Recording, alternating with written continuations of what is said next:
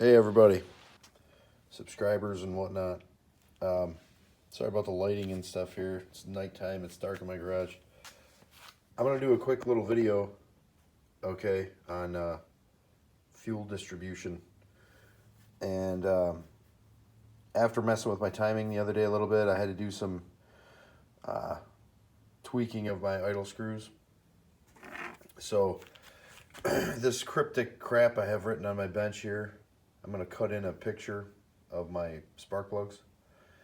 So if anybody's ever run a dual plane, like I have over here, that Indy dual plane.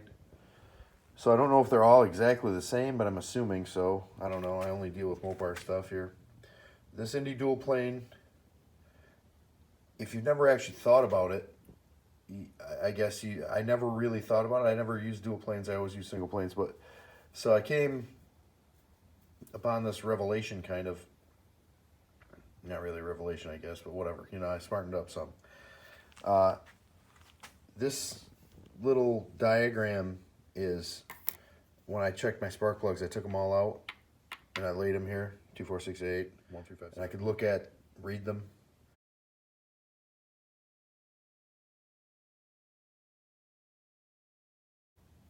To make, I had to write this out to kind of understand what I wanted to do. This stands for passenger side front.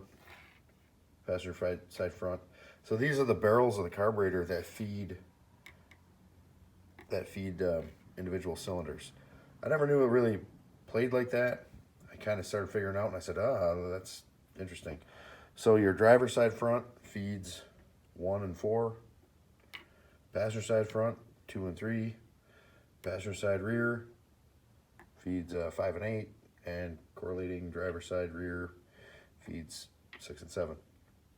So what I ran into is this. When I looked at it, I had some that were okay and a couple that were kind of rich after I fiddled with the idle screws. So now laying it out like this and looking at this diagram, I can see what corresponding cylinders need to be trimmed a little bit. Take just like a little bit of a turn out of this one and this one.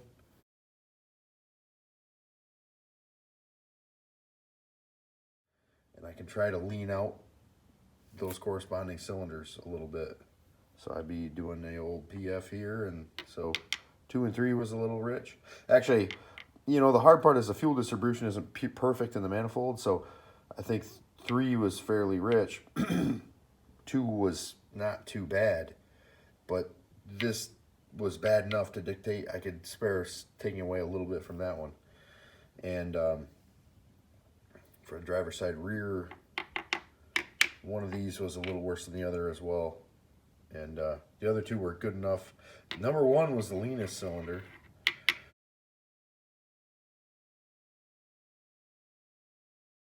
So I didn't mess with DF here. This one was pretty decent. So yeah. So I'm still running into a little bit of today was kind of warm and dry here. And I'm still running into a little bit of spark rattle or like a noise that I didn't get the other day when it was cooler and a little more humid.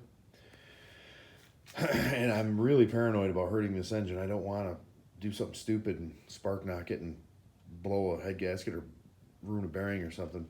But so, I mean, it's only running 31 degrees total, but I'm also only running 90 octane in this thing, and it's got 11-to-1 compression. So I think what I'm gonna need, I hear that knock when I roll onto it kind of heavy. It's like, almost like a passing situation. I'm not punching it to the floor, but I'm laying on it pretty good, and it's going from like 15 inches of vacuum at like a nice cruising speed, and it's starting to drop down. Because my power valve in the front right now is a 9.5, and it's dipping into about 13.7 or so. It's heading towards 14-to-1 as I roll onto it slow like that. And I don't think it can take that type of load without detonating. So I'm gonna I think stick myself a front power valve in there. That's a probably an 11. What do I got right now? 9.5. I don't know. I think I'm gonna go up to maybe 2 steps, an 11.5.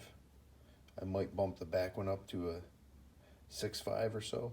It doesn't seem to run lean when you're really into it, because the vacuum drops pretty hard. So I don't know. It'll test your patience for sure, but you don't want to hurt something, so you got to keep messing with the whole state of affairs, let's say.